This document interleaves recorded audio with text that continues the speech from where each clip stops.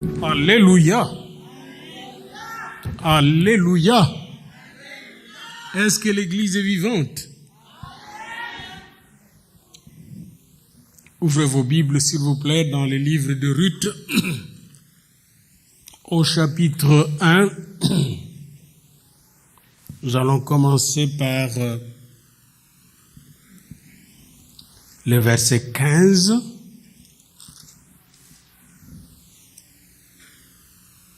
À 18. Lisons la parole de Dieu ensemble, s'il vous plaît. La parole de Dieu. Amen. Quel don merveilleux qu'est la parole de Dieu. Une lampe à nos pieds, une lumière sur notre sentier. Ruth 1, chapitre 1er de Ruth, verset 15e au 18e verset. Naomi dit à Ruth, voici, ta belle-sœur est retournée vers son peuple et vers ses dieux. Retourne comme ta belle-sœur. Orpa. Ruth répondit, ne me presse pas de te laisser, de retourner loin de toi. Où tu iras, j'irai. Où tu demeureras, je demeurerai. Ton peuple sera mon peuple, et ton Dieu sera mon Dieu. Où tu mourras, je mourrai, et j'y serai enterré. Que l'Éternel me traite dans toute sa rigueur, si autre chose que la mort vient à me séparer de toi. Naomi la voyant décidée à aller avec elle, cessa d'insister auprès d'elle. Prions le Seigneur. Éternel, notre Dieu, nous te remercions pour ce témoignage de Ruth que tu as gardé dans ta parole, ces livres de Ruth, ces 4 chapitres de Ruth que tu nous as donnés pour nous inspirer, nous fortifier, nous illuminer, nous éclairer et nous donner la nourriture qui descend du ciel, le pain de vie, afin que nous ayons la vie en abondance, le discernement des esprits, et que nous puissions nous attacher à toi et marcher sur tes voies de victoire en victoire, au nom de Jésus-Christ. Bénis cette méditation aujourd'hui, Seigneur. Et tout le temps que les gens vont l'ouvrir au YouTube, Seigneur, tu le toucheras, tu le béniras et tu le conduiras dans ta présence et dans ta gloire, au nom de Jésus-Christ. Amen. Bien-aimés dans le Seigneur, le livre de Ruth, c'est tout un chef-d'œuvre. Même des poètes du monde ont étudié ces livres et ont réalisé que c'est un chef-d'œuvre bien écrit, avec une belle introduction, les 5 premiers chapitres, les 5 premiers versets du premier chapitre, une belle introduction en quelques phrases, et puis vient le récit de l'histoire que nous allons voir tantôt, un récit merveilleux qui commence par une tragédie. Alors nous allons parcourir ces livres en 4 ou 5 points. Et c'est merveilleux de le parcourir en 4 ou 5 points. D'abord, il y a la famine qui est arrivée, on est au premier chapitre. La famine est arrivée au pays promis, le pays béni de Dieu, parce que les gens étaient dans le péché pendant des années et des années. La famine le frappa. Et pendant ces moments de famine, au temps des juges, vous savez, les juges ont dirigé Israël pendant plus de 350 ans. Et c'était un temps où le peuple tantôt se connectait avec Dieu, tantôt se déconnectait de Dieu pour vivre selon les dieux de ce monde, comme aujourd'hui d'ailleurs. On n'est pas tout à fait différent de ces gens-là. Il n'y a rien de nouveau sous le soleil. Et pendant ces moments-là, le pays promis, le pays où coule le lait et le miel, était frappé par la famine. Et vous savez vous-même que même le monde d'aujourd'hui a encore des pays qui sont frappés par la famine. Dans les années 80, c'était l'Éthiopie qui était frappée par la famine. Nous voyons de temps en temps ces pays-là, la Corée du Nord, où on fabrique des bombes sophistiquées, mais des petits enfants meurent de faim. La famine est dans ce monde. Et dans ce temps-là de juge, où il y eut une famine dans le pays promis, un homme riche qui s'appelait Elimelech. Elimelech veut dire Dieu, mon Dieu est roi. Cet homme avait un grand nom, mon Dieu est roi. Cet homme quitta son pays de Bethléem de Juda et s'est rendu à Moab. Il quitta Bethléem de Juda vers ici et puis s'est rendu à Moab. Il traversa le Jourdain et s'est rendu à Moab. Et c'est intéressant quand vous regardez Moab, lorsque vous êtes sur la mer Morte, vous pouvez voir les plaines de Moab. Et là, ces plaines sont surplombées par la montagne où Moïse était mort. Moïse, là où il a regardé la terre promise. De là, on peut voir Jéricho et on peut regarder la Judée même. Bien aimé. Cet homme donc décida de prendre sa fortune, s'il ne voulait pas souffrir de faim, sa femme qui s'appelait Naomi, et Naomi veut dire ma gracieuse, une femme pleine de grâce de Dieu. Et ses deux fils, dont le premier s'appelait Machlon, Machlon veut dire malade, et Kiljon, le deuxième, veut dire languissant. Alors là, se pose une question. Comment un homme qui s'appelle mon Dieu roi, et une femme gracieuse, pleine de grâce, peuvent-ils mettre au monde malade et languissant, angoisse, souffrance? Et ça, mes bien-aimés, c'est des questions qu'on appelle métaphysiques, existentielles, ontologiques. C'est des questions sérieuses. Comment vous qui êtes femme de Dieu, il est arrivé à une femme qui a mis au monde un enfant difforme. Comment ça se fait, pasteur? Comment je peux souffrir ceci, moi qui suis comme ça avec Dieu? Ma réponse, on est encore sur la terre. Ok? C'est très important que vous savez, nous sommes encore sur la terre. Il y aura des surprises désagréables sur la terre. Mais face à ces surprises désagréables, comment vous allez vous comporter et comment se comporte Dieu? C'est ce que nous allons voir. Amen. On nous a jamais dit qu'on va quitter la terre. On est sur la terre encore. Et quand dernièrement je devais être opéré, je devais faire face à l'opération. Je pouvais me poser tant de questions. Comment se fait-il que moi qui suis serviteur de Dieu dois-je être opéré? On est encore sur la terre. Amen. Mais quand j'étais dans le lit d'opération, comment j'allais me comporter? Amen. C'est ce qui compte. Et où était Dieu? Il était là. Il ne m'a pas abandonné. Amen.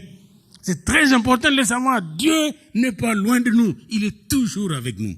Alors, ils sont arrivés là à Moab et ils ont vu la richesse de Moab. Ils ont investi leurs biens qu'ils avaient à Moab. Ils pouvaient faire des champs à Moab. Ils avaient oublié que les Moabites étaient leurs ennemis jurés. Ils avaient oublié que Balak, le roi de Moab, avait un jour fait appel à Balaam pour le maudire. Alors Elimelech plutôt, est arrivé là avec sa chérie d'amour, Naomi, et son fils malade, et son fils languissant, angoisse dans cette ville, avec la grâce de Dieu, dans ce pays, et il est dit qu'ils firent leur demeure dans ce pays. Quelques temps après, moins d'un an même, presque, quand je lis l'histoire, Elimelech est mort. Elimelech, mon Dieu est roi, est mort. Comment mon Dieu est roi et puis je meurs encore? C'est des questions très sérieuses de la vie, bien-aimés. Il y a des moments où, même dans ma propre famille, nous étions frappés par la mort. Maman qui était la colonne solide, la colonne de la famille, le 1er janvier 72, elle est morte. Ma mère. Comment? J'étais troublé à 19 ans. Comment se fait-il, ma mère, solide, femme de prière, mon père, homme de prière, comment Seigneur ça peut arriver? Ça, c'est des questions. Il faut se préparer à ces réalités-là. C'est très important parce que nous sommes sur la terre. On n'est pas ici éternel. Elimelech est mort. Alors quand Elimelech était mort, qu'est-ce qu'on fait? Il faut assurer la descendance. Machlon, vite, il faut se marier. Kiljon, vite, il faut se marier. Et ils se sont mariés. Ils ont eu des femmes. Et l'un, Machlon, a pris Ruth en mariage, et Kiljon a pris Orpa en mariage. C'était des Moabites. Et je vous dis en passant ici que Ruth était spéciale. D'après les choses juives, les écritures juives que j'ai pu lire, les écrits qu'on appelle les Targum. Les Targum, c'est la Bible des Juifs traduite en araméen. Vous avez le Tanakh qui est traduit en hébreu. Mais le Targum, c'est en araméen. Alors, et ce Targum, le premier Targum a été traduit par quelqu'un qui n'était pas non plus juif, qui est devenu juive, comme notre sœur Ruth. Ruth, donc, il semblerait, selon le Targum et selon d'autres écrits juifs, comme aussi d'autres écrits comme le Jubilé, que Ruth, elle respectait les 7 lois de Noé. Si vous lisez les livres de Noé, à partir du chapitre 7 de Genèse jusqu'au chapitre 10, vous allez voir, il y a certaines lois que Dieu avait données à Noé. Et ces lois peuvent se résumer en 7 lois que Noé devait respecter. Et il semblerait que Ruth suivait ces lois. Voici la première loi que Dieu donna à Noé selon les Juifs. La première loi, c'est d'accomplir la justice. Et Noé dit à ses enfants, marchez dans la justice. Ne soyez pas de gens qui aiment l'injustice. Marchez dans la justice de Dieu. Deuxième loi, couvrez bien votre corps. La honte de votre... N'exposez pas votre nudité. Troisième loi, bénissez votre Créateur. Quatrième loi, honorez votre père et votre mère. Cinquième loi, aimez-vous les uns les autres. Sixième loi, gardez-vous de toute fornication et impureté. Gardez bien votre corps. Et septième loi, attention à la violence. Ni violence verbale, ni violence physique. Et Ruth, il semblerait que quand on l'a rencontrée par Naomi, elle vivait cette foi en la loi de Noé. Et Ruth était, il semblerait selon les écrits des Juifs, une fille princesse, née d'une famille royale moabite. Alors, Ruth avait tout pour refuser, toutes les conditions positives pour refuser le mariage avec cette famille dont le père de famille venait de mourir. Parce que même pour eux, les autres, les non-juifs, quand quelqu'un meurt dans ta famille, le père de famille, c'est suspect. Mais Ruth a accepté de se marier dans cette famille avec Orpa. Et il semblerait que quand vous étudiez le mot Ruth, le nom Ruth, c'est d'étudier les Juifs, chaque mot que vous avez dans votre vie, là, les Juifs le prennent en hébreu, s'ils prennent en hébreu, ils vont voir dans chaque mot un nombre. Et quand on regarde le nombre qui sort du mot Ruth, le nombre donne 606. 606. 606 plus les 7 lois que Ruth respectait, ça fait 613. Et 613, c'est le nombre de commandements que les Juifs doivent respecter pour se conformer à la volonté de Dieu. Et les lois sont des codes que Dieu a donnés aux Juifs pour le conduire dans la lumière de Dieu. Et quand un Juif constate que quelqu'un marche selon la loi de Noé, ils disent, il n'est pas très loin de la vérité.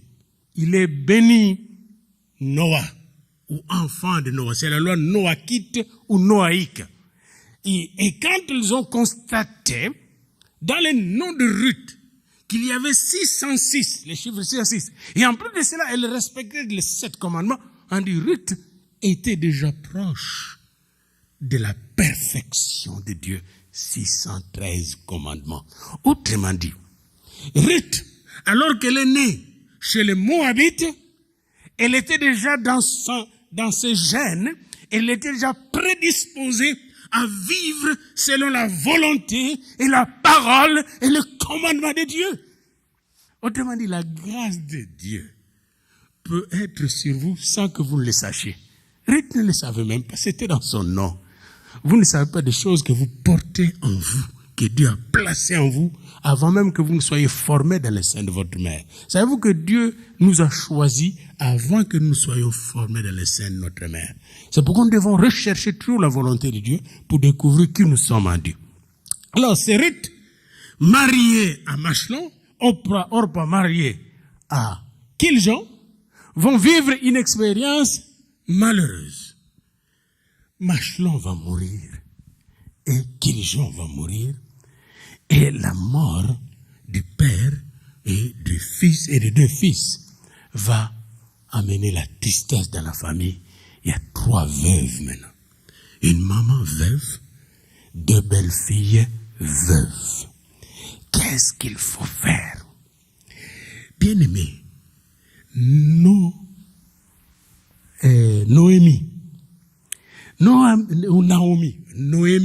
quand vous dites en hébreu, Naomi, en traduction française, Naomi était spéciale.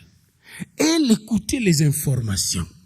Puis elle a reçu une information spéciale et se trouve au verset 6. Puis elle se leva, elle et ses belles-filles, afin de quitter le pays de Moab, car elle apprit au pays de Moab que l'Éternel avait visité son peuple et lui avait donné du pain. Elle a pris là au pays de Moab. C'est comme si vous êtes ici et puis vous apprenez que Haïti est maintenant béni, que Haïti est bien arrangé, la Maison Blanche a été tout à fait reconstruite. On a un nouveau président. On a des ingénieurs agronomes qui font fleurir le village et que Pétionville est devenu méconnaissable, c'est tellement merveilleux. La caille est merveilleuse. Et vous entendez cette bonne nouvelle.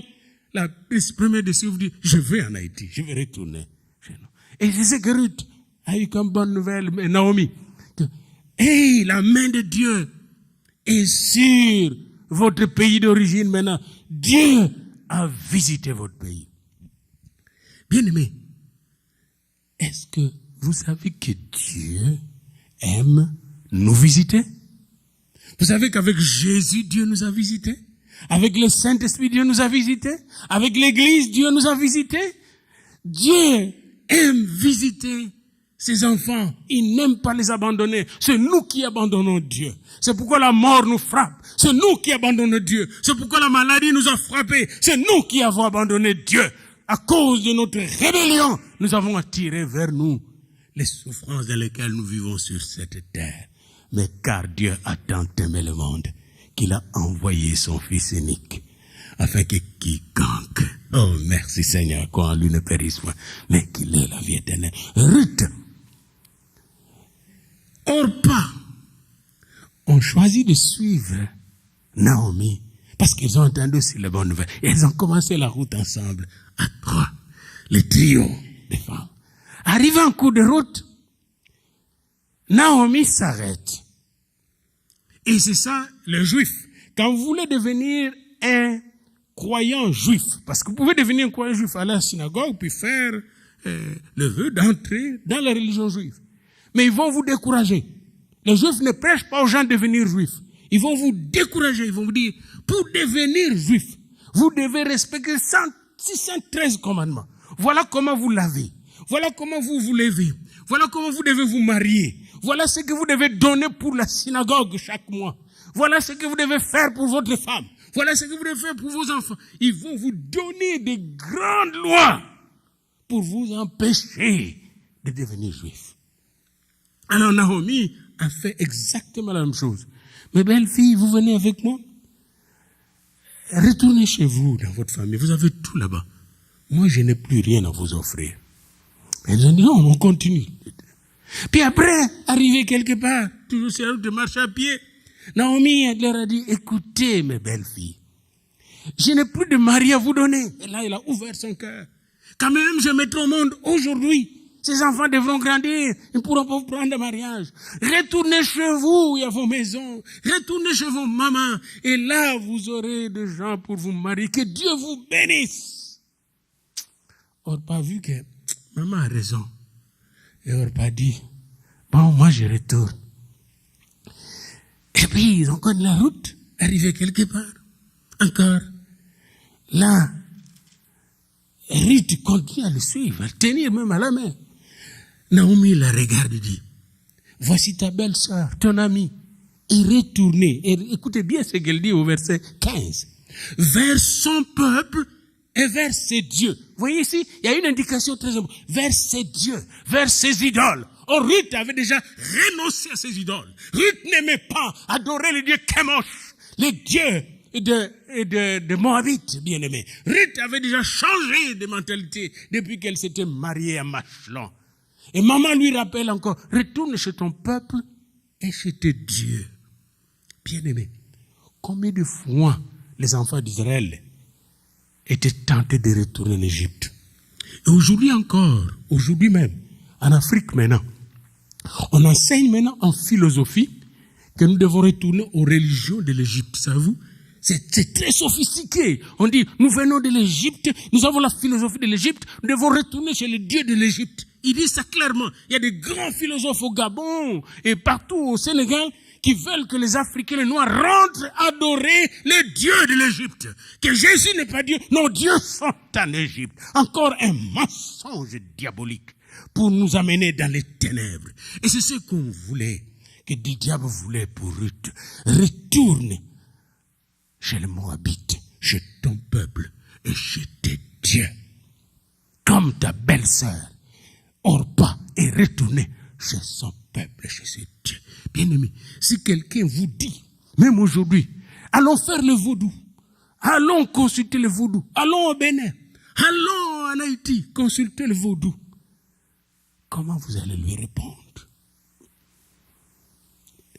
Quand vous allez répondre, on me dit maintes fois, ce est noir. Jésus-Christ n'est pas noir. Il faut chercher les dieux noirs. Comment vous allez répondre? Écoutez la réponse de Ruth, qui est une réponse chrétienne que nous devons donner et que nous devons enseigner à nos enfants aujourd'hui. Parce qu'à l'école, on leur enseigne beaucoup de choses. Tous les dieux sont les mêmes. Vous pouvez être bouddhiste, vous pouvez être de nouvel âge, vous pouvez suivre Confucius, nous finirons tous par le bon chemin. Tout chemin mène à Rome. Non, tout chemin ne mène pas à Rome. Si vous prenez un avion qui va à Kinshasa, vous n'irez pas à Rome. Tout chemin ne mène pas à Rome. Oui, tout chemin mène en enfer, oui, mais pas tout chemin à Rome. Bien aimé. Très important d'être sage, mes enfants. Tout chemin ne mène pas à Dieu. J'ai un livre que j'ai acheté quand j'étais jeune, Occultisme et cure d'âme, écrit par Dr. Kurt Koch, un grand savant de Dieu, né de nouveau et rempli du Saint-Esprit, théologien, psychiatre. Et il a découvert que tous ceux qui vont dans le nouvel âge, qui pratiquent l'occultisme, qui vont se faire lire les mains, ils deviennent souvent toc-toc, malades mentaux. Oui, c'est démontré scientifiquement, avec autant de cas étudiés, car le diable est le prince de confusion. Quand il entre dans une vie, il mène cette vie de la confusion. Ruth a refusé la confusion et il a dit à sa belle-mère, ne me presse pas de te laisser. Ne me presse pas de t'abandonner, car Dieu m'a mis à côté de toi comme ma bergère. Oh, Naomi, tu es ma lumière. Naomi, ne me fais pas faire de bêtises. Bien-aimés, est-ce que vous êtes accrochés à vos mentors? Savez-vous que Dieu nous donne des mentors? Un mentor, c'est quelqu'un qui est à côté de toi pour t'aider, pour te guider, afin que tu ne fasses pas de mauvaises décisions. Ruth dit, je ne peux pas te quitter, Naomi. Ne me presse pas de t'abandonner. Je ne retournerai pas vers mes dieux, mon peuple. Oh, Ruth, quelle belle femme. Où tu iras? Où tu demeureras, je demeurerai. Ton peuple, autrement dit ton église, sera mon église, parce que le peuple, c'était l'église, bien-aimé. N'abandonnez pas votre église, bien-aimé. Ton peuple sera mon peuple. Là, elle devient juive, et non de l'église qui existait en ce moment-là. Savez-vous, j'ai vu des gens qui sont promenés d'une secte à l'autre. Puis certains sont morts parce qu'ils sont allés vivre dans une secte, et là on leur a dit de jeûner pendant autant de jours. Ils avaient des problèmes dans leur corps. Ils ont fait des choses compliquées. On leur a vidé même leur propre argent par le chef de cette secte. On leur a vidé même leur corps. Ils les exploitaient même physiquement, abusaient de leur corps et de leur famille. Ils ont fini par mourir misérables. C'est pourquoi quand vous avez vraiment l'assemblée de Dieu, l'église de Dieu, où vous marchez dans l'amour et la foi, n'abandonnez pas votre assemblée. Et c'est bien dit dans Hébreux 13.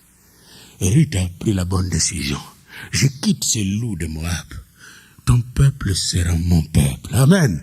Ton peuple sera mon peuple. Peuple de Dieu, savez-vous que nous formons un peuple? Amen. Nous sommes une famille. Amen.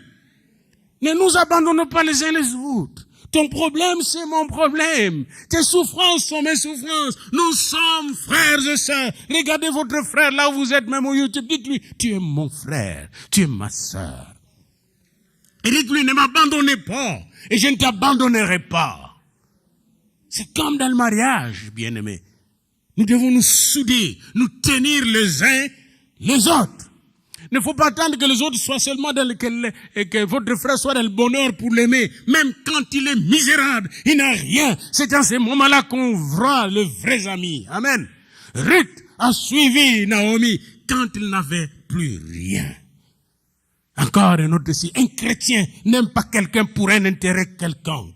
Je ne vous aime pas parce que vous venez avec des dîmes. Je ne vous aime pas parce que vous venez avec des offrandes. Même quand vous n'avez rien à donner, je vous aime encore plus. Parce que je sais que Dieu un jour va finir par vous bénir. Et vous finirez par investir dans le royaume de Dieu. M'entendez-vous, bien-aimés?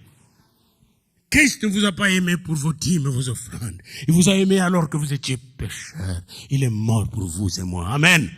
Et c'est lui qui nous donne la capacité de donner, d'investir dans ton royaume.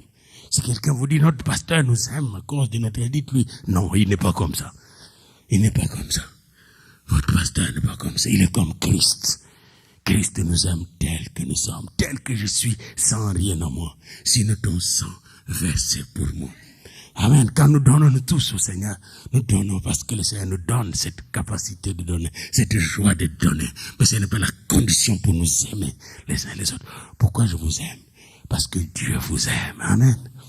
Parce que Dieu vous aime et m'oblige de vous aimer tel que vous êtes. Ruth a aimé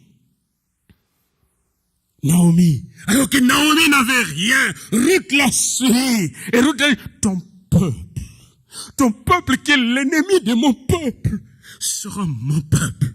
Parce que ton peuple, peuple de Dieu. Ton église sera mon église. Et il dit, ton Dieu sera mon Dieu. Yahweh sera mon Dieu. Yahweh Jireh qui pourvoit à nos besoins. Et Naomi, elle est lionne. Et mon Dieu, moi aussi. Et Naomi, il y avait Shama qui est ici et qui est partout. Et notre Dieu. Et Naomi, il y avait Shalom. Est aussi mon Dieu. Et Naomi, il y avait Tchidkenu, le Dieu de justice. Est aussi mon Dieu. Ton Dieu. Le Dieu d'Abraham, d'Isaac et de Jacob. Parce que Ruth savait qu'elle venait aussi d'Abraham là-bas. Ruth était descendante de Lot. Il savait que son Dieu, le Dieu de Naomi, était le vrai Dieu de toute l'humanité. Amen. Alors là, Ruth poursuivit le chemin avec elle jusqu'à Bethléem de Juda, Bethléem Ephrata. N'oubliez pas que c'était la période de la moisson, les temps de la moisson, les temps de Dieu, les kairos de Dieu. Bien aimé, laissez-moi vous dire une chose. Vous ne savez pas une chose peut-être, mais vous êtes ici au Canada parce que c'est le temps de la moisson. Je reviendrai là-dessus à la conclusion. C'était le temps de la moisson. Vous êtes à la place où Dieu vous veut, ici et maintenant. Amen. Dieu les a fait quitter Moab pour Bethléem au temps de la moisson, au temps de la Pentecôte, pendant qu'on commençait à moissonner l'orge. Elles arrivent, les deux femmes au temps de la moisson. Quand ils arrivent dans la ville, les femmes les voient, les accueillent. Et la Bible nous dit que quand on les a accueillis, au verset 19-20, il leur dit, ah, Naomi est comme ça maintenant. On a regardé Naomi, elle est maigrie, elle n'est plus la même, elle a vieilli. Elle est pauvre, elle n'a plus rien, elle a tout perdu. Et Naomi a dit, ce qui suit, ne m'appelez pas Naomi, appelez-moi Mara, amère, car le Tout-Puissant m'a rempli d'amertume. J'étais dans l'abondance à mon départ, et l'Éternel me ramène les mains vides. Ça vous arrive un peu de voir ça?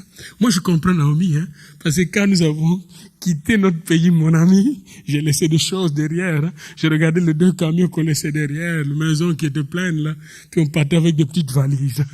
On n'a pas de choix. On n'a pas de choix, bien-aimés. Mais ne regardez pas en arrière. Alléluia. Regardez à Jésus. Puis Naomi a dit, ne m'appelez plus Naomi. Naomi a changé son nom, mais Dieu allez lui donner un meilleur nom. Amen. Dieu allait lui donner. Allez, ils arrivent. Et arrivés, là, c'est bien dit, le dernier verset 22 dit, c'était au commencement de la moisson des orges. Elles sont arrivées, les deux femmes, au bon moment. Et Dieu vous amène toujours à la bonne place, au bon moment, alors que tu n'as plus rien. Allez? Et laissez-moi vous dire, nous ne sommes pas encore loin cette année.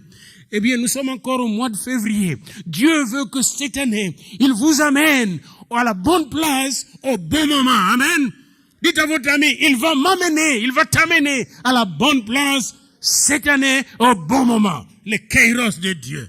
Oh, bien-aimé, est-ce que vous saisissez cette parole? Dieu veut vous amener cette année à la bonne place, au bon. Ne regrettez pas ce qui s'est passé derrière. Même ce qui s'est passé au mois de janvier. Regardez le mois de mars qui arrive. Dieu va vous amener à la bonne place, au bon moment. Amen.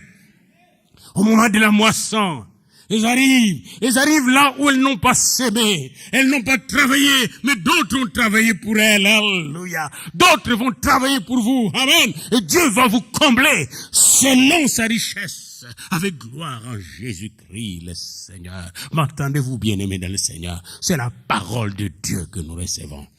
Alléluia. Ne pensez plus à la maladie passée. Ne pensez plus au manquement passé. Ne pensez plus aux morts passées. Parce que Dieu n'est pas un Dieu de la maladie et de mort. Il est le Dieu de la bénédiction. Et quand il vous appelle, malgré les maladies passées, les souffrances passées, il vous appelle pour vous combler. Alors ils arrivent là. Et quand ils arrivent, ils dorment un peu à la maison pendant quelques jours. Oh, Ruth se réveille et dit, Maman, belle-mère, je peux pas rester à la maison, moi. Je vais aller là où on moissonne. Allez là où on moissonne. Et maman m'a dit, vas-y. Moi, je reste à la maison. Je suis tellement bloqué par la tristesse, accablé par la tristesse, mais je te laisse aller. Puis Ruth va à la moisson. Et nous sommes au chapitre 2. Quand Ruth arrive à la moisson, elle se met à moissonner. Mais bien aimé, elle moissonne là, selon la loi de Dieu. Ruth connaissait la parole de Dieu. Ruth était très efficace en parole de Dieu. Ruth arrive là, elle sait qu'il est dit dans la loi de Dieu de la Torah, dans Deutéronome, au chapitre 24, verset 19, quand tu moissonneras ton champ et que tu auras oublié une gerbe dans le champ, tu ne retourneras point la prendre, elle sera pour l'étranger, pour l'orphelin et pour la veuve, afin que l'Éternel ton Dieu te bénisse dans tout tes travaux, dans tout le travail de tes mains. Quand tu secoueras les oliviers, tu ne cueilleras point ensuite de fruits restés aux branches. Ils seront pour l'étranger, pour l'orphelin et pour la veuve. Quand tu vendangeras ta vigne, tu ne cueilleras point ensuite les grappes qui y seront restées. Elles seront pour l'étranger, pour l'orphelin et pour la veuve. Dieu est un Dieu qui pense à tout le monde. Amen. Et ici, il a pensé à l'étranger, aux veuves, aux orphelins. Je me rappelle toujours quand nous sommes arrivés dans ce pays, combien nous étions accueillis, même quand j'étais venu comme étudiant. C'est un pays qui était basé, fondé sur les principes bibliques. Un pays où on était disposé, du moins de l'ancien temps, d'accueillir l'étranger, les misérables, les souffrants. Et c'est ce qui est arrivé.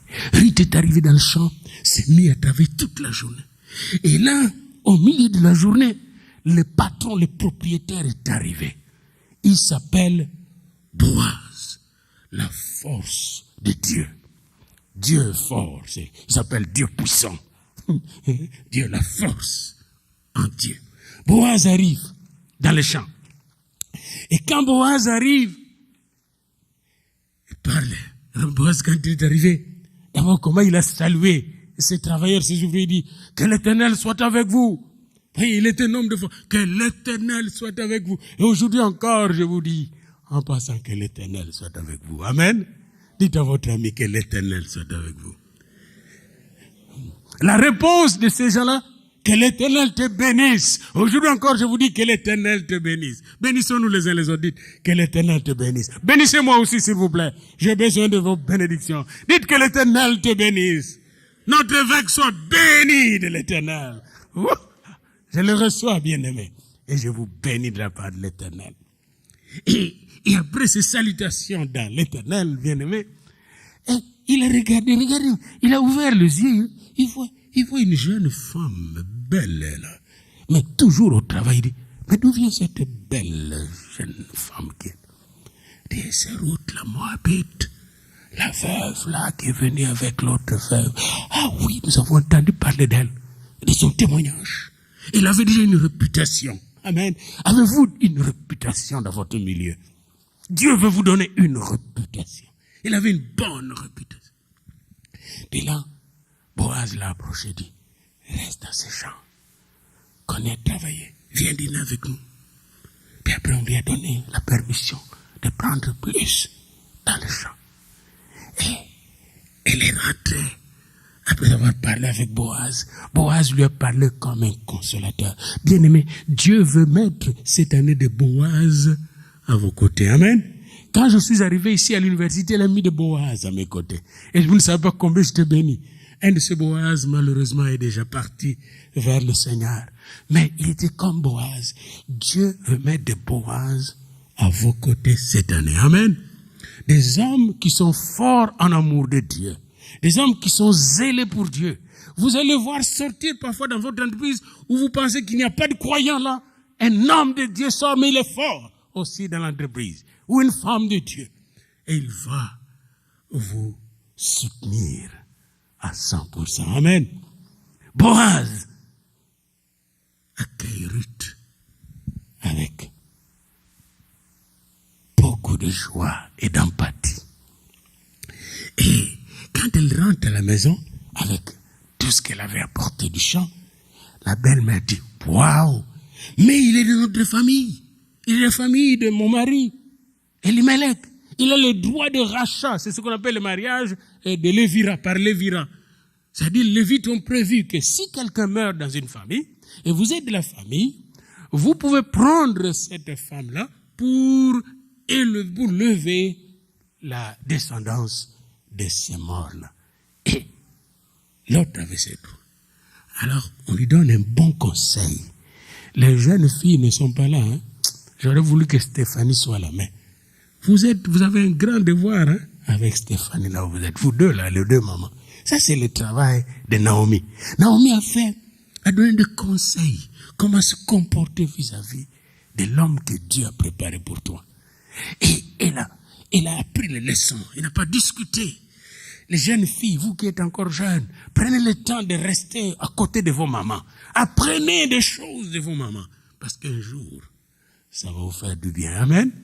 Ça va vous faire du bien. Je vois ma fille, comment elle restait avec sa maman. Puis quand je la vois,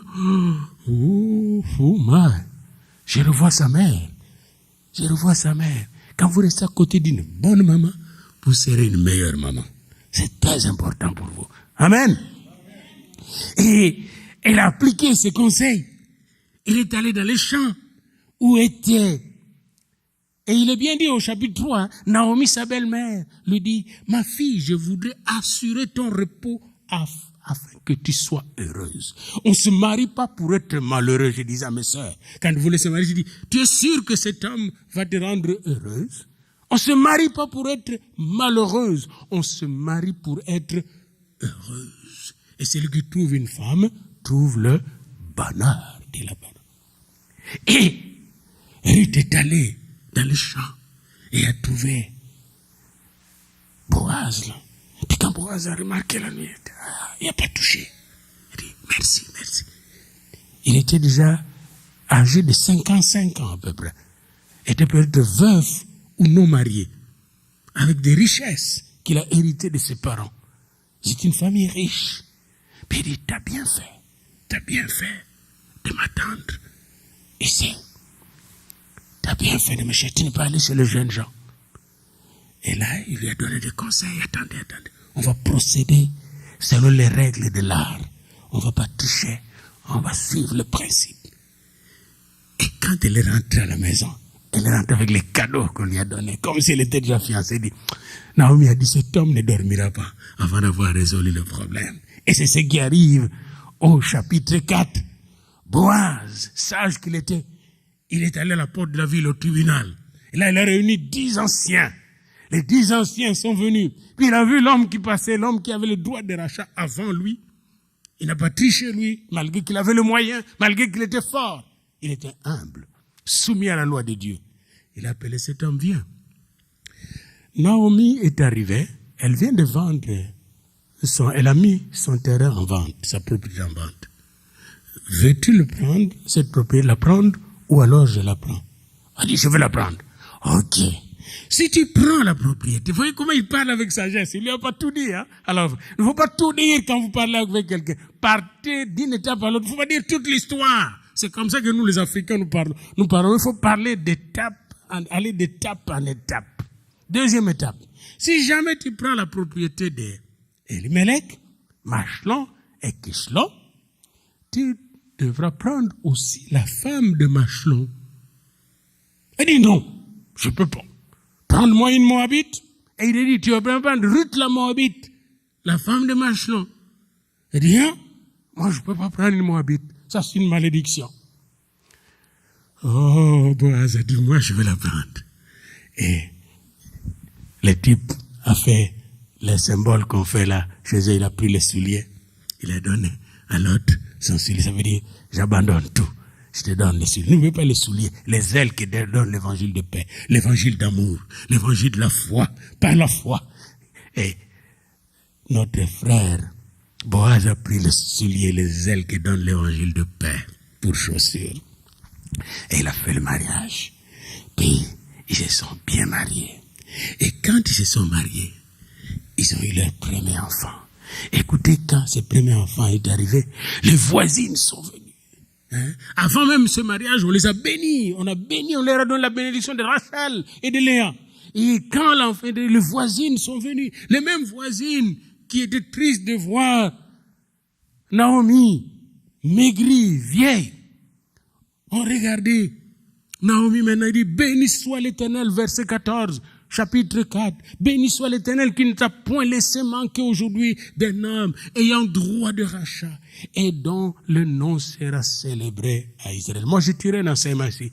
J'ai dit, j'ai béni l'Éternel qui nous a fait manquer de rien. Parce que l'Éternel est mon berger, je ne manquerai de rien. Bénissez l'Éternel par la foi et dites vous-même, je ne manquerai de rien, car l'Éternel est avec moi, bien-aimé. L'éternel Dieu. Et c'est ce que ces femmes ont dit. Cet enfant restaurera ton âme et sera le soutien de ta vieillesse, car ta belle-fille qui t'aime l'a enfantée. Elle qui vaut mieux pour toi que 7 fils. Elle qui vaut mieux que 7. Dieu peut susciter une personne autour de toi qui vaut plus que 7 fils, bien-aimé. Alléluia! Quelle grâce!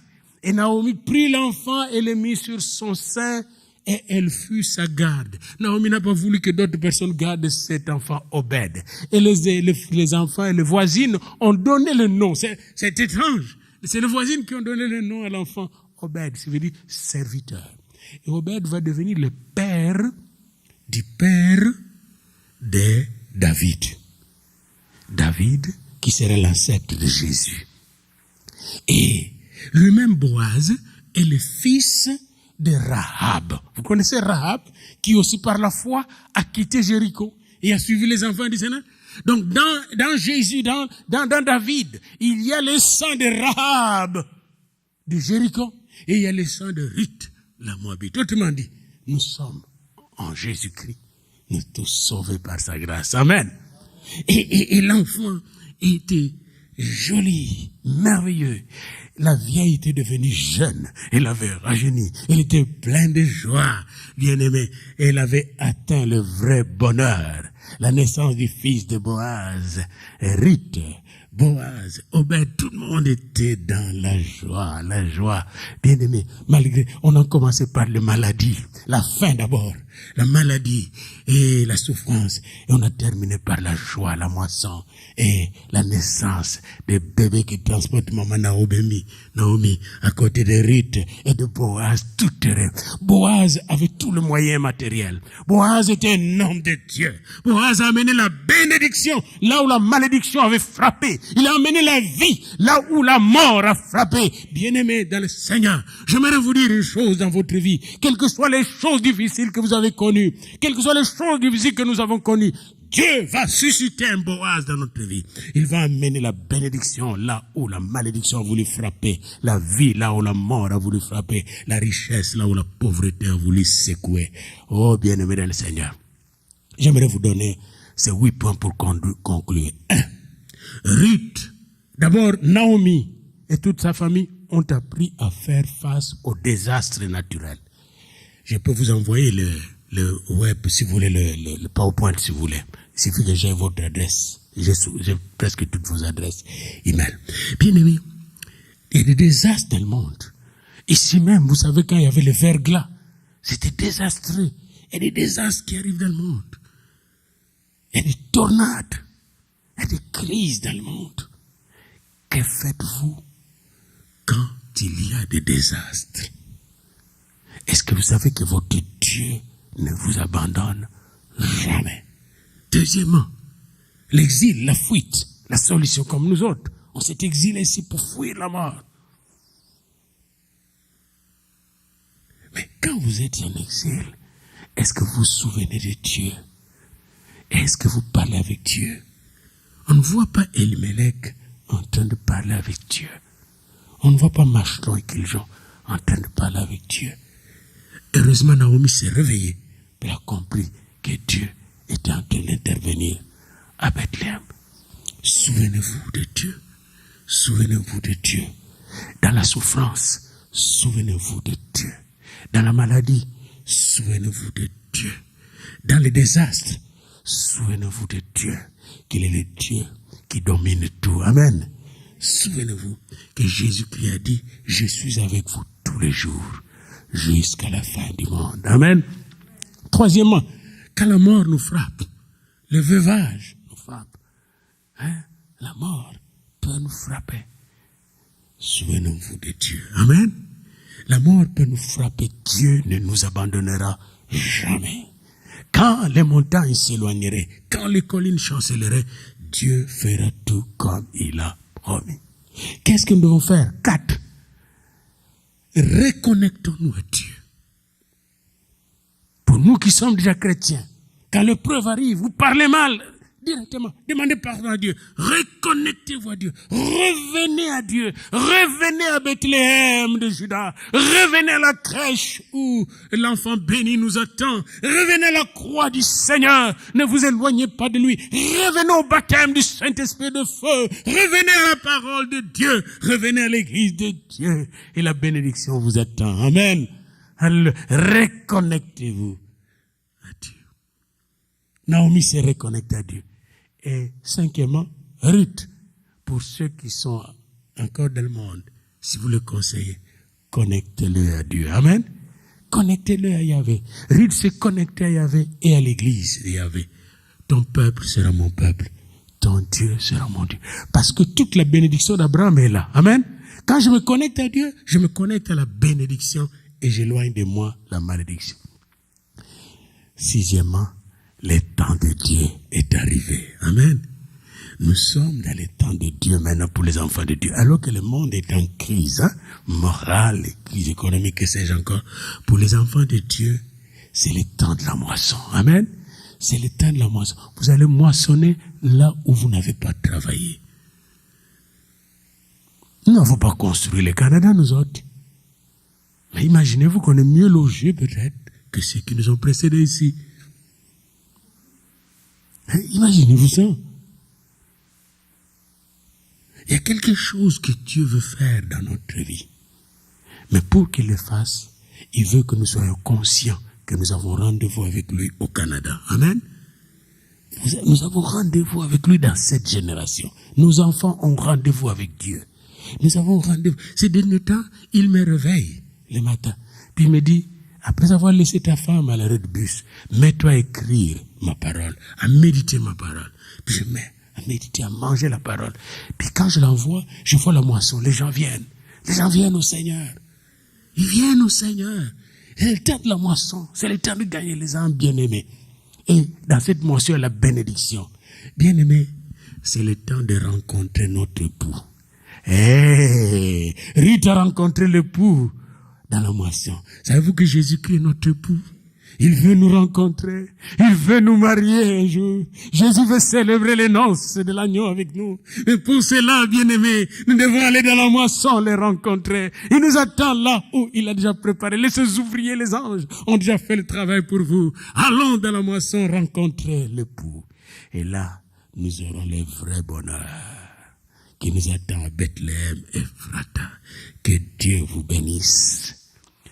Fille d'Abraham, ami de Ruth et de Naomi, et de Boaz et d'Obed. Que Dieu vous bénisse. Amen. Alléluia. Alléluia.